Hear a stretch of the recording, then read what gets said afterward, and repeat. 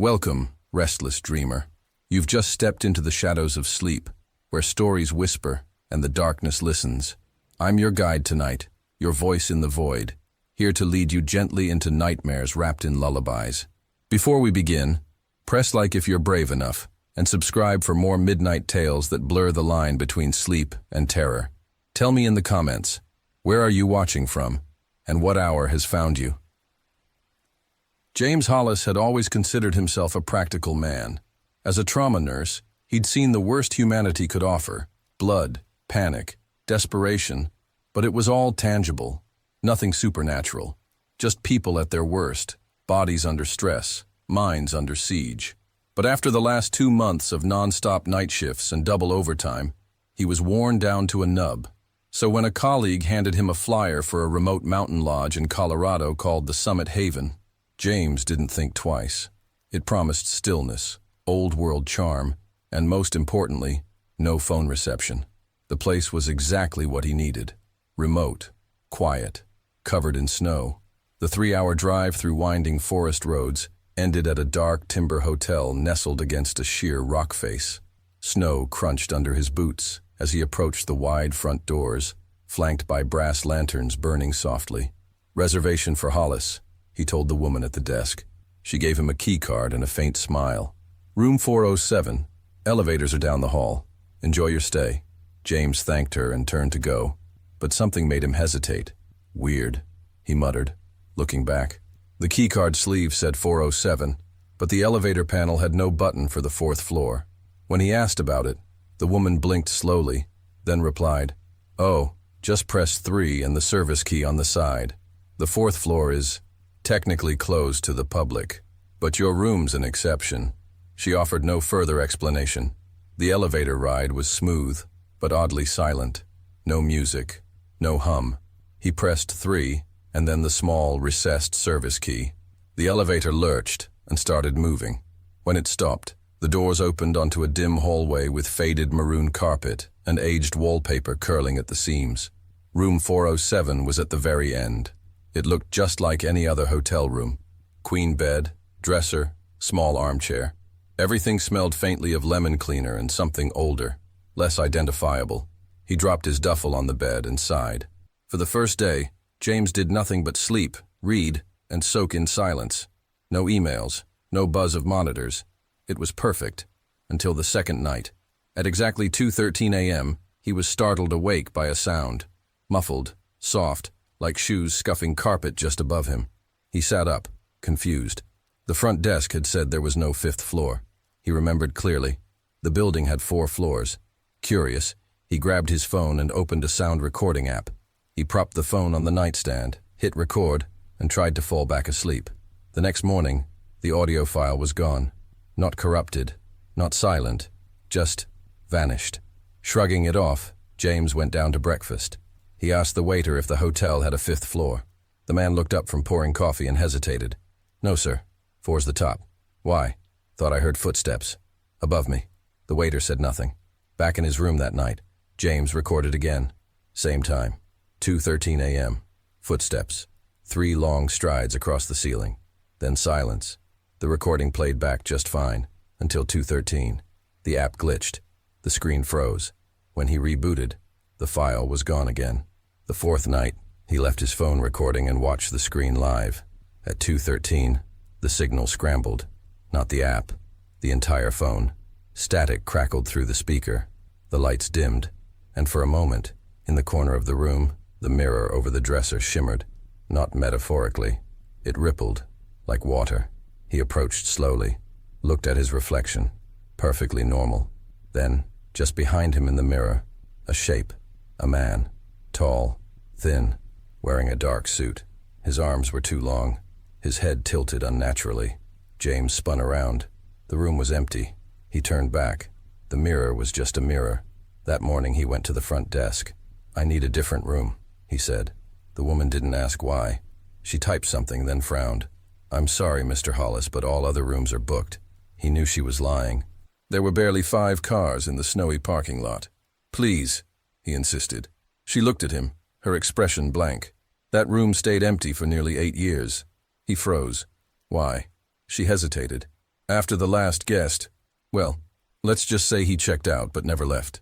James didn't ask more.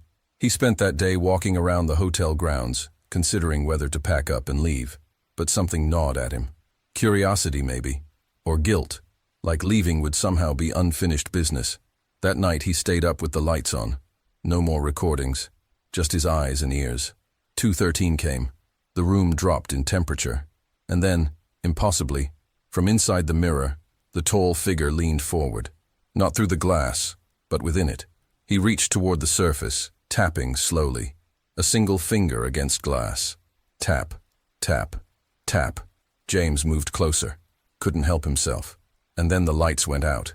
Pitch black. When they came back on, the mirror was shattered. He called the front desk. No one answered. He left the room, walked the hallway, tried the elevator. It didn't respond. He took the stairs, descended one flight, two, but the staircase looped. Every floor looked like the fourth. Same peeling wallpaper, same maroon carpet, same flickering light. He was trapped, not in the hotel, but on a floor that shouldn't exist. It hit him then. Room 407 wasn't a room. It was a threshold. Whatever was in the mirror wasn't a ghost. It wasn't human. It was waiting. The binder he found in the room's closet the next morning confirmed it. Pages filled with guest names, all crossed out. Dates listed, none checked out. Notes written in frantic handwriting. Reflections don't belong to us. It learns. Never look twice. Each time it comes closer. James stayed awake the next 3 nights. Never blinked. But on the last night, exhaustion won. He drifted off. At 2:13 a.m. the mirror cracked again. He woke to the sound of water dripping from above, and the faintest sound of a whisper inside his head. You've seen me now. He left before sunrise, drove all the way back to Richmond without stopping. When he checked online a week later, the Summit Haven had no website, no address, no mention of a lodge by that name in Colorado, only a single forum post from 10 years ago. If you ever get room 407, don't look in the mirror. But even that post vanished the next day. James tried to forget. He returned to work, buried himself in patience and procedures. Yet every night at exactly 2:13 a.m., he wakes up. And every night, no matter where he is, there's always a mirror nearby. He never dares to look. I booked the cruise on a whim, 2 weeks after my layoff. I had just boxed up a decade of office life into 3 cardboard containers and walked out of a job I thought I'd retire from. No goodbyes, no party, just a muted nod from HR and a rideshare home. My apartment was quiet and claustrophobic, and my inbox was filled with well-meaning messages that made my skin crawl. Enjoy the freedom, they said. I didn't want freedom. I wanted silence. I wanted to not be perceived. So I picked a 5-night solo cruise through the Gulf, cheap enough to justify, long enough to disappear. The shipping line was called Astralux, and the ship was the MV Solara. I didn't research it. I just clicked book now. I boarded in Galveston on a rainy Monday morning. Most of the other passengers were couples and retirees. I didn't care. I wanted a cabin, a view of the sea, and nothing else. When I got my key card, I noticed something strange. My cabin number was C13. Isn't this supposed to be unlucky? I asked the woman behind the counter with a half smile. She looked up sharply. What? My room. Cabin 13? She blinked once, her eyes a little too still. No such thing. Maybe a typo. She handed me a new key sleeve. The label now read C12, but the key card still said C13. The hallway outside my cabin was different. The carpeting was darker than the other decks I'd passed, and the lights flickered every few seconds like they were on some cheap timer. Still, the cabin itself was normal enough. Queen bed, small couch, desk with a mirror, tiny balcony with rust forming at the edges. The minibar hummed a little too loudly, but I welcomed the noise. That night, I left the balcony door cracked to hear the ocean.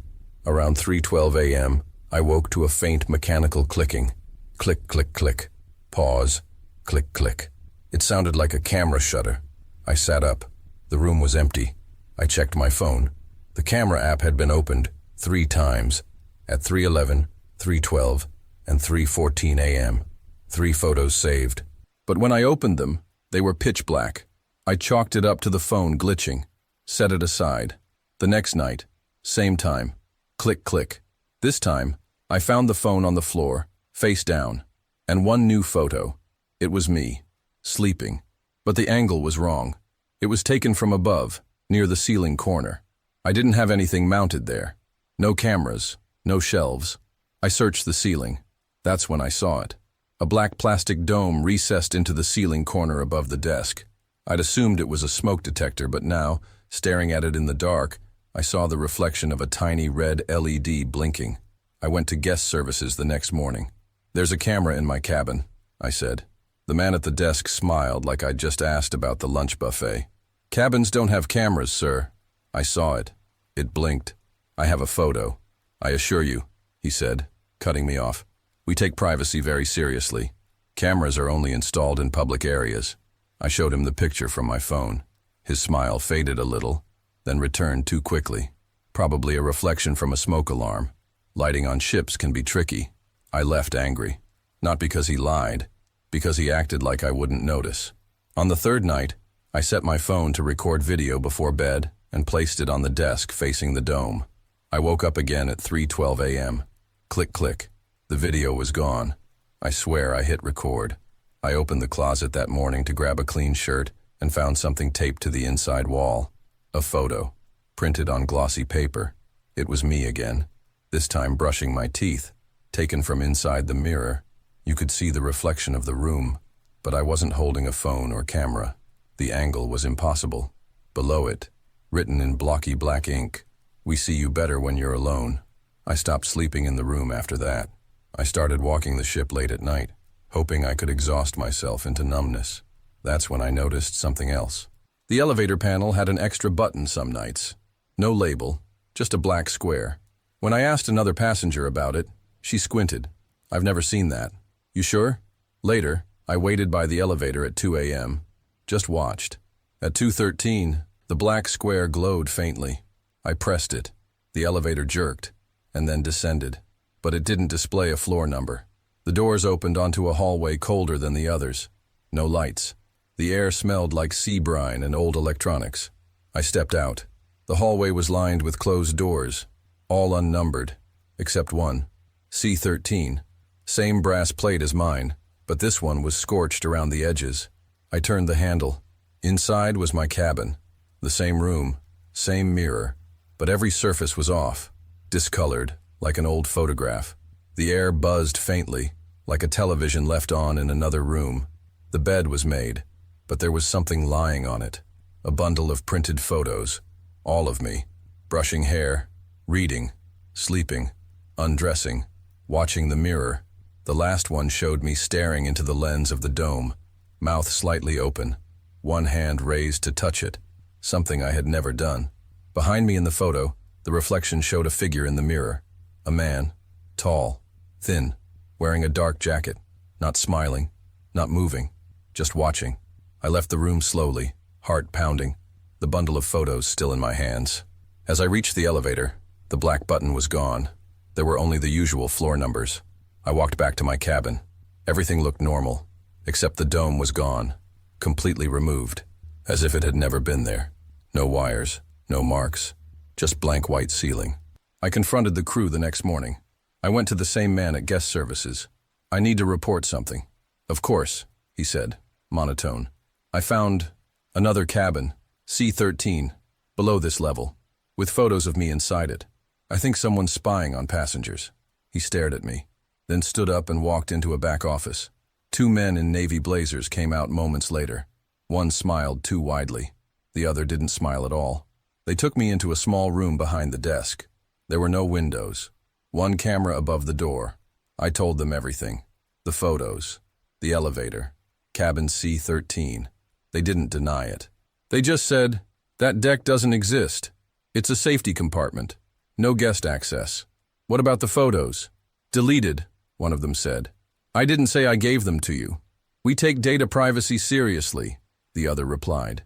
They offered me a refund and an NDA. I signed it. I just wanted to leave. The cruise ended the next day. As I disembarked, a crew member handed me an envelope. No return address. Inside was one photo. Me, sleeping.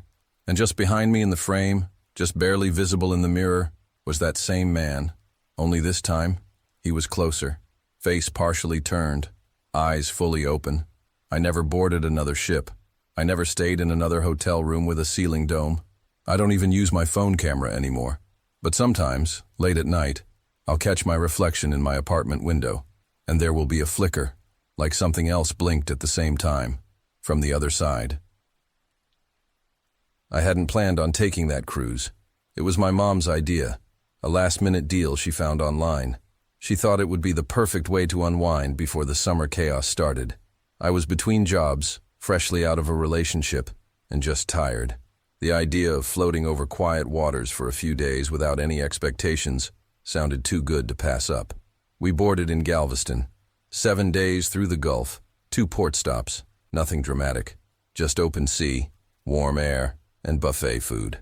Our cabin was at the very end of Deck C, near a crew-only door labeled 19, a locked stairwell, supposedly. The hallway was longer than most, dimly lit by small golden sconces spaced every few feet. Beige wallpaper, always smelled faintly of disinfectant and sea air. I liked it. It felt quiet, isolated. The first 3 nights were normal. Morning sunrises on the balcony, reading by the pool, occasional chat with my mom over mimosas. But by night 4, I started waking up at the same time, 3:17 a.m., heart racing, like my body already knew something was coming. It always began with the same sound. Footsteps, faint, distant, high heels, clicking one after another down the hallway toward our cabin. Slow, deliberate, not rushing, the kind of walk someone uses when they know exactly where they're going. Each night they stopped just outside our door. I never heard them walk away. The first time, I froze, convinced it was someone drunk or disoriented. But when I looked through the peephole, the hallway was empty. Every time it happened, I tried to open the door quickly. Nothing, just quiet air. No retreating footsteps, no crew. And the door to the stairwell labeled 19, always closed tight. By night 5, I saw her. I'd stayed up with the lights off, phone in hand, recording. The second the footsteps reached our door, I leapt toward the peephole and saw her, a woman in a navy uniform, a skirt, vintage blazer with a stiff collar, and a small matching cap, like something from a 1960s airline advertisement. She didn't knock, she didn't move, just stood there, staring at the door. I swung it open. Empty hallway. Door 19 creaked softly, closing. I didn't tell my mom. The next morning, I went to guest services, asked about crew uniforms. Was there a throwback theme? Some kind of staff vintage night? The woman at the desk frowned. No uniforms like that on board, she said. And door 19? That's permanently locked. We haven't used that stairwell in over 20 years. I asked why. She wouldn't say. Back in the cabin, I told myself it was fatigue, hallucination, cruise-induced paranoia. But then my mom pulled out an old photo album, pictures from a cruise we took when I was 5. One photo stopped me cold. A sunny shot on the upper deck, my dad in shorts and sunglasses, me with a popsicle, my mom smiling at the camera, and in the background, slightly blurred, a woman standing still, pale face, navy skirt, matching cap, looking sideways, not at the camera, not at us, just observing. Same uniform, same woman. That photo was taken in 1998, different cruise, different ship. I scanned the photo, emailed it to the cruise line with a simple question. Do you recognize this uniform? 3 weeks later, I got a reply. No records of uniforms matching that description. Door 19 is non-operational since 2003 following a structural incident. No personnel assigned to that corridor. Nothing else. The last night on board, I didn't sleep. At 3:17, the footsteps returned. This time, they passed the door and kept going. I opened the peephole and saw door 19 open. The woman turned slowly to look at me, her face pale, eyes dark, not angry, not sad, curious, and then she vanished into the stairwell. I rushed out, followed, but when I pulled the door open, only a solid wall greeted me. No stairs, just concrete, like the hallway had never led anywhere at all. I don't sail anymore. Don't take elevators either. Every hotel I stay in, I check the corners for dome cameras and the back of every hallway for old stairwells. I still have that photo. And every now and then, when I can't sleep, I swear I hear it. Heels clicking down a hallway that's not there anymore. Just checking doors, stopping only at the ones where someone's watching. I started working night shifts as a janitor on cruise ships about a year after my ex-wife left. My son Ethan was 6, and my sister agreed to watch him whenever I was gone. It wasn't ideal, but the pay was better than anything I could find in Tampa. The hours were brutal, and the days all looked the same. Endless corridors, flickering lights, the same looping announcements. But I made it work. I kept to myself mostly, pushed my mop cart past sleeping cabins, listened to podcasts to fill the quiet. Sometimes I'd catch the kitchen crew on a smoke break or grab a leftover pastry from the buffet. But mostly, it was me and the long humming silence. That silence always felt watched, not peaceful, just quiet in the way that makes your brain start inventing things, the kind of quiet that starts breathing with you. It was on the 4th day of a 10-day Caribbean route that I met him. I was hauling trash bags to the disposal chute on the lower deck, Deck Leo, the one that's half passenger, half maintenance. He was sitting alone at the back of the deck, near the railing. Pale, thin guy. Looked like he hadn't slept in a week. "The ocean at night makes you feel small, doesn't it?" he said. His voice was soft, like every word had to push past something heavy in his throat. He said his name was Drew, claimed he was a freelance writer working on a book about loneliness at sea. It was a weird intro, but I figured he was just another guest going through something. Happens more than people realize. These ships are full of folks trying to escape something. Over the next few nights I saw Drew again. Always late, always alone, always in the same spot.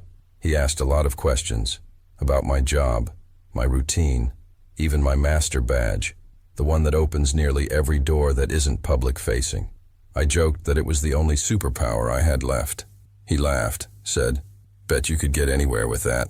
There was something about the way he said it, not admiration, calculation, but I brushed it off. Then on the 7th day, Drew vanished. Didn't think much of it at first. Figured he'd gotten off at the last port. But when I started my shift that night, something was off. My locker was open, and my uniform jacket was missing. So was my access badge. My stomach dropped. I reported it to security, but they barely cared. Said it was probably a mistake or that I'd misplaced it. I knew I hadn't. Still, I worked my shift without access, without my name tag, feeling stripped of something more than just polyester and plastic. 2 nights later, things got worse. Someone used a master badge to break into the jewelry boutique, bypassed 2 locked doors. No cameras in that hallway. Just like that, gone. Security pulled me in. 2 guys I barely knew sat me down and asked, "You sure you didn't loan that badge to anyone?" I told them the truth. That's when they said the thing that stuck with me. "We'll review the footage." Not, "We'll help." Not, "We believe you." Just, "Review." Later that night, they called me back. They'd found something. I followed them into the tiny surveillance room. Low ceilings, cold lights, a wall of old monitors showing every hallway and maintenance corridor. They pulled up the clip.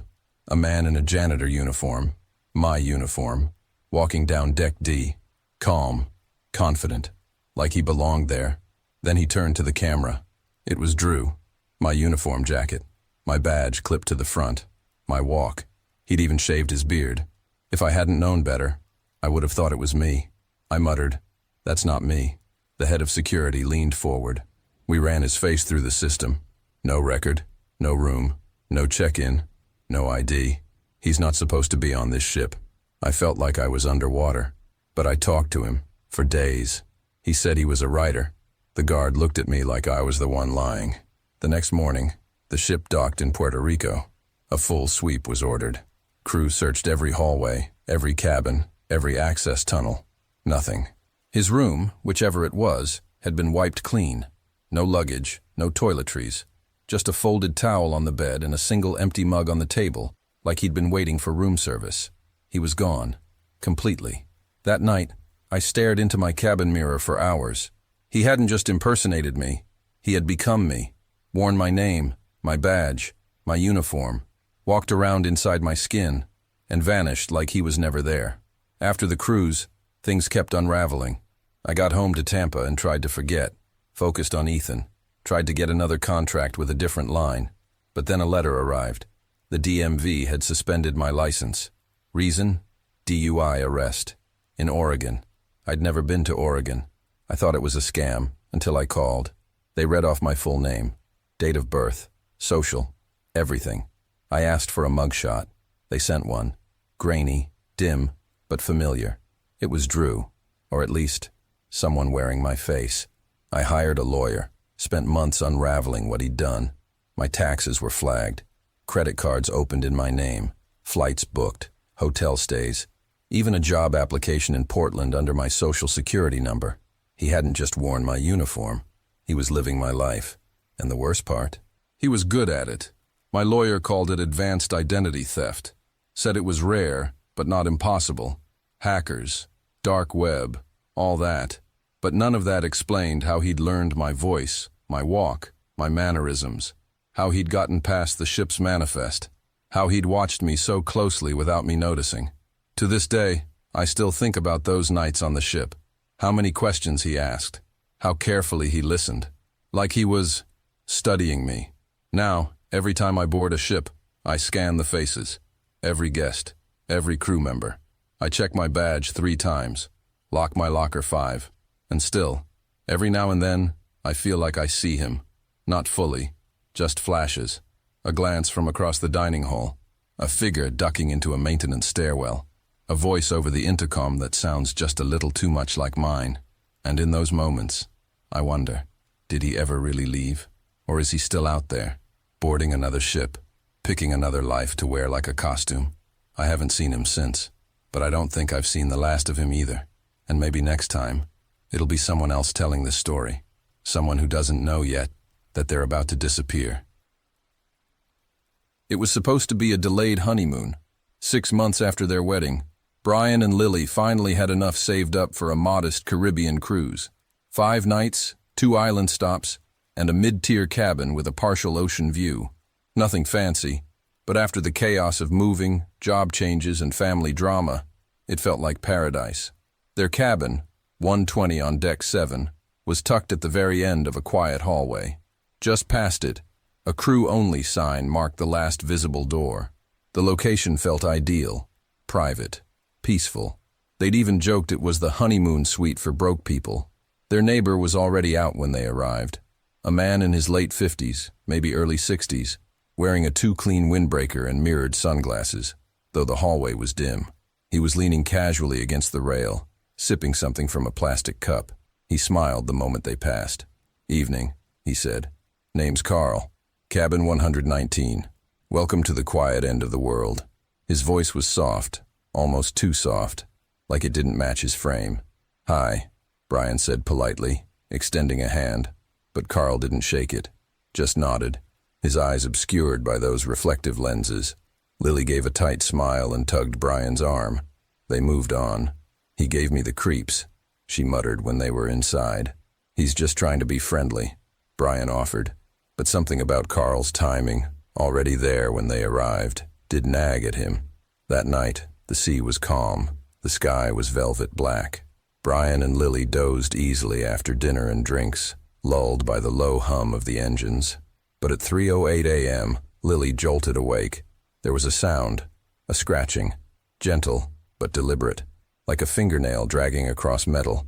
It was coming from behind the wall, the shared wall with cabin 119. Brian stirred when she touched his arm. "You hear that?" He sat up. The sound paused, then started again. Scratch, scratch, scratch. Brian pressed his ear to the wall. "Jesus," he whispered. "It's right there." Then silence. The next day, Carl was nowhere to be seen. His cabin door was closed. No room service trays outside. Nothing. They spent most of the day in port, drinking watered-down rum and buying overpriced souvenirs. The weirdness of the night before faded into a joke, but the scratching returned that night. Same time. Same slow, steady rhythm. This time, Brian knocked once on the wall. Hard. The scratching stopped, and then came 3 knocks back. Hollow. Measured. Right on the other side. They didn't sleep much after that. The following morning, Lily brought it up to guest services. A young woman named Carla smiled politely but seemed unconcerned. It's probably just old pipes, she offered. Happens sometimes near the crew quarters. But it was human, Lily insisted. It responded. Carla typed something half-heartedly into a computer and promised to have maintenance check. That night, 3:08 a.m., the scratching was louder.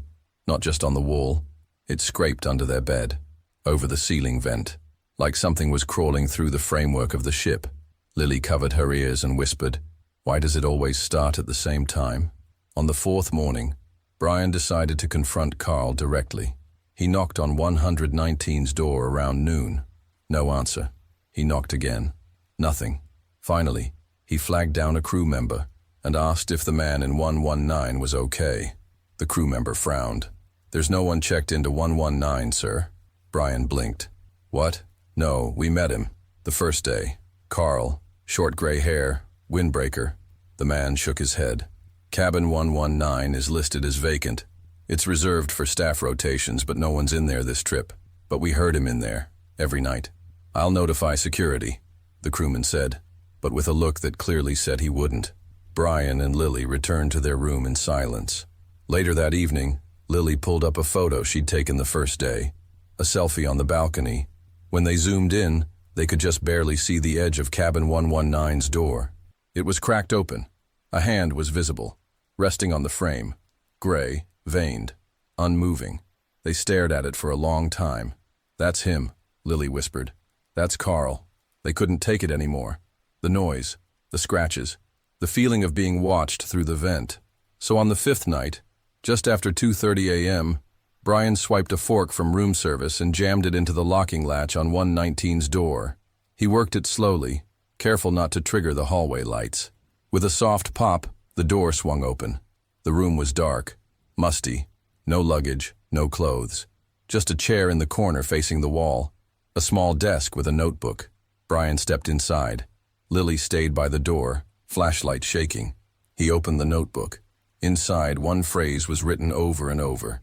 "They come back when you see them." Then the time, 3:08 a.m., and below that, a drawing, crude, a face with empty sockets and stretched skin, scratches pouring from the mouth. Behind him, Lily gasped. He turned. Carl stood in the hall, pale, shirtless, eyes hollow. His voice was barely audible. "Now you've seen me too." They slammed the door, locked it, called security, but no one came. Carl was gone. By morning, guest services claimed no knowledge of any incident. When Brian showed them the notebook, the woman behind the desk simply frowned. This cabin was sealed 3 months ago," she said. "What? We've been sleeping right next to it. It was sealed after a guest took his life in that room during a winter cruise. Room 119 isn't supposed to be accessible." Brian stared. "His name wasn't Carl, was it?" She checked. "His name was Richard Carlin, traveling alone. He went missing during a storm. Never found." That night, Brian and Lily slept with the bathroom light on and the TV volume up. The sound stopped. But the next morning, a slip of paper was under their door. 3:08 is your time now. Nina and Claire had been inseparable since their first day at Arizona State. After 4 grueling years of late-night studying, failed situationships, and cheap wine on a shared balcony, they were finally done. Graduation had come and gone in a blur, and this trip, a 7-day Caribbean cruise, was their reward. Nina had never even been on a boat before. Claire booked the cruise. "Let's get lost for a week," she said. "Just drinks, sunshine, and no responsibilities."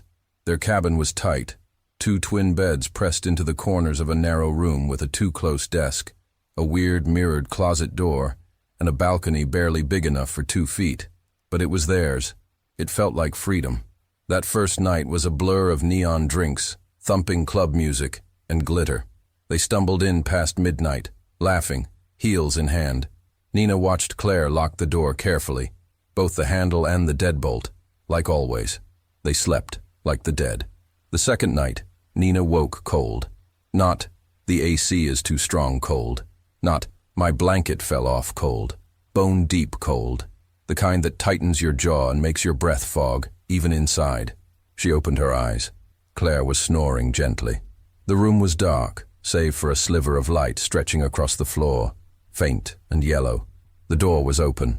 Not wide, just cracked, enough to let in the hall light, enough to make Nina sit up in bed, her stomach flipping. She stared at it for a full minute, unable to move. Then silently, she rose, patted across the carpet, and pushed it shut, locked it, double-checked, stood there a second longer, hand still on the knob. Her sneaker was still where she left it earlier, kicked lazily by the bed. The next morning, she told Claire, "You sure you didn't forget to lock it?" "I watched you lock it." Claire shrugged, already brushing mascara onto her lashes. "Maybe it didn't latch. These doors are old. Maybe. But Nina's gut whispered otherwise. Small things began to disappear. A bracelet Nina knew she'd packed was gone from the vanity. A tube of lipstick, her favorite one, vanished from the charging station where she always left it. Claire laughed it off at first. "You probably dropped it at dinner," she said. But Nina hadn't even brought it with her. She remembered placing it down, right next to her phone charger. She took a photo of her setup before leaving the room that night, just in case. On night 4, they went to an open-air movie on the upper deck. When they got back, everything looked normal, except the sneaker Nina had left by the door was across the room, tilted sideways. She hadn't touched it. Claire hadn't either. That night, Nina didn't sleep. She lay awake, eyes open, staring at the closet mirror. Every creak of the ship, every shifting groan, made her muscles lock. At 2:46 a.m., she heard the click, a soft metallic turn. The doorknob moved. It didn't jiggle. It turned deliberately, like someone on the other side already had a key, but the door didn't open. Nina held her breath until it stopped. Then silence. She rose slowly, trembling, and checked the lock. It was engaged, still locked. But the sneaker, again, across the room. The next morning, Nina finally broke. She told Claire everything. The door, the sneaker, the lipstick. Her voice shook. Claire went pale. She hesitated, then admitted. Her noise-canceling headphones had vanished 2 nights ago. She hadn't wanted to freak Nina out. They went straight to guest services. The woman behind the counter, a blonde with a careful smile and tired eyes, listened politely. When they explained the key card issue, her smile faltered. She offered to move them, immediately, to another room on a different deck. "For your comfort," she said, carefully avoiding the words safety or security. The new room was nearly identical. Same size, same layout. But something about it felt better, calmer. Maybe it was the fact that they chose it. They spent that night wide awake, eyes open, phones ready. Nothing happened. The following afternoon, they returned to the old cabin for a final sweep. The cleaning crew was inside already, a quiet older woman making the beds. Nina stepped in and froze. There, on the pillow of her old bed, was her missing bracelet, coiled neatly, perfectly placed, as if someone had left it there intentionally. Claire stepped in and stopped short, too. Neither of them said anything. Nina didn't touch it. She turned to the cleaner. "Did you find this?" The woman glanced over, shook her head. "I haven't touched that bed yet. They left it there." Later that evening, a man from security called Nina's cabin. "We followed up on your report," he said, voice low and cautious. "We checked the digital key logs." Nina sat straight. "And? There were no entries between midnight and 6 a.m. for any of the nights you were there. No staff, no master keys, only your cards." She felt her skin prickle. "That's not possible." A pause. "Ma'am, that's not supposed to be possible." He hung up soon after. No manager called. No apology came. They spent the rest of the cruise pretending they were okay. During the day, they clung to crowds, group trivia, overbooked excursions, poolside karaoke. At night, they locked the new cabin door and stacked furniture against it. Claire stopped making jokes. Nina stopped taking pictures. Something between them shifted. The closeness, the laughter. It dimmed. A strange quiet built up in the space between them. They didn't talk about the bracelet, or the door, or the way Nina thought she saw a face reflected in the closet mirror. Not hers. Just once. And then it was gone. When they got home, Nina boxed up the clothes she wore on the trip. She didn't want them near her bed. Claire stopped answering texts as often. The group chats faded. Months passed. Nina still hadn't replaced the bracelet. Sometimes she dreamed of it, coiled on that pillow, gleaming like bait. She never found out who, or what, had been in that room. The only thing she knew for sure, every single night the door had been locked. from the inside. Grace Weaver had never liked the ocean. It was too loud, too vast, and always hiding something beneath the surface. But after her grandmother's death and a bitter breakup, she drove 5 hours south from Portland to claim the last thing that still connected her to family. Wind-swept Pines Inn, a faded 3-story building clinging to the Oregon cliffs like a forgotten relic. She hadn't been there since she was a kid. Salt spray coated every window. Weeds choked the wooden stairs. A sign swung crookedly in the wind. The paint peeled in long strips like something trying to shed its skin. But it was hers, and Grace needed something that felt like a beginning. The inside smelled of damp wood, old carpet, and sea air. The wallpaper curled from the edges, and cobwebs claimed the corners. Grace spent her first week cleaning room by room, slowly making the place livable, except for one, room 9. It was already clean. The bed was made, the air stale but untouched by dust. There were no water stains, no cobwebs, and yet it gave her the worst feeling of all. Cold, like a room that hadn't forgotten something terrible. Room 9 also had no balcony. Where every other room had a small wooden platform, room 9 opened to a sheer cliff drop. The railing had long since vanished, along with the earth beneath it. She closed the door and promised herself she wouldn't bother with that room. It began on the 8th night. At 2:07 a.m., Grace's eyes snapped open. A light, a dull glow seeping through her bedroom window. She peeked out and saw the old motion sensor light mounted above room 9 blinking on and off. Slow, flickering bursts. She waited for it to stop, but it didn't. On the 3rd night of the same routine, she got up, grabbed her flashlight, and crept barefoot down the hall. The light outside room 9 was glowing steadily now. She stood in front of the door, which she'd left firmly shut. Now it was open an inch. Her heart thudded. She stepped inside. The room was undisturbed. Until she looked at the balcony doors. There were handprints on the outside glass. 5 streaks of condensation slowly sliding down. But that was impossible. There was no balcony, and it was a 40-foot drop to the rocks below. Then the motion light clicked off. The next day, Grace went into the nearby town of Granger Bay. An old man behind the hardware store counter said, "Oh, you're staying at the inn?" He glanced out the window like the wind might hear him. "You know about room 9? She asked. He paused, chewing his lip. "That's the one the cliff took, right? Years ago. Man disappeared too." "What man?" "Caretaker. Harris Dray.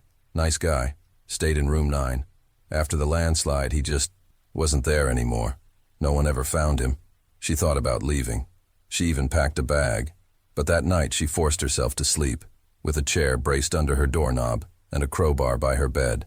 At 2:07 a.m., she was woken not by light, but by sound. Scratching. Not on her door, on her window. 3rd floor. No ledge. She pulled the curtain back with shaking hands. Nothing. Just mist curling through the trees. Then she noticed something carved into the outside glass. Letters. Rough. Jagged. Fresh. "Come see." Her breath caught in her throat. She found an old newspaper tucked behind the office cabinet the next morning. March 2009. Caretaker vanishes during storm. Balcony collapse blamed. Room 9. No body recovered. Structural hazard cited. But below the article was a sticky note in someone else's handwriting. "Don't stay past the 10th night. That's when he calls out." That night would be her 10th. At 1:59 a.m., Grace stood in front of room 9. She held her flashlight like a weapon. The motion light above the door clicked on before she touched the knob. She opened it. The room was empty, cold, but she felt watched. She stepped toward the glass balcony doors. This time the condensation wasn't streaked. It formed a face pressed against the window from the outside. Eyes. Mouth open, screaming in silence. She stumbled back, and the light flicked off again. Everything went black. Then came a noise. Tap, tap, tap, on the glass. 11 times. She ran. Down the hallway, down the stairs, outside into the freezing mist. She turned to look up at the building, and someone was standing behind the glass of room 9. A pale figure, blurred, face pressed to the window, watching her. Grace didn't sleep. She stayed in the lobby until sunrise, lights on, heart racing. At dawn, she made her decision. She would leave. But as she returned upstairs to gather her things, She saw something on the floor outside room 9. A key. A brass key with a red tag. Look out. That wasn't a room. She checked the floor plan her grandmother had once sketched into the back of the guest log. There it was, in tiny pencil. Lookout room, attic access, locked. She hadn't been up there. The attic door was hidden behind the supply closet ceiling. She pulled the cord and the steps unfolded. The air smelled like mildew and something sweet, rot covered by old perfume. The attic had one room, a long, narrow space with a low ceiling, dust-covered shelves, broken crates, and a window facing room 9. She crossed the floor slowly. Her feet creaked the boards. Inside the room was a wooden chair bolted to the floor, and next to it, a ledger, her grandmother's handwriting. She flipped through the pages. Each entry dated years ago. 2:07 a.m., movement seen again. 2:07 a.m., Harris still watching. 2:07 a.m., he wants someone to take his place. At the very last page, a final message scrawled hastily. Do not look back. Grace froze. Then she heard it. Behind her, the attic steps creaking. Someone was coming up. She dropped the ledger and ran. Down the folding stairs, through the hallway, out the front door into the morning light. She didn't stop driving until she reached Portland. She left the inn behind. The deed, the keys, everything. But she didn't get far. Not really. 2 weeks later, in her apartment, Grace woke up gasping. 2:07 a.m. The hallway light outside her bedroom had flickered on. She lived alone. She reached for her phone. Dead. Then she saw the condensation on her window. 5 handprints. And written beneath them, your turn to watch.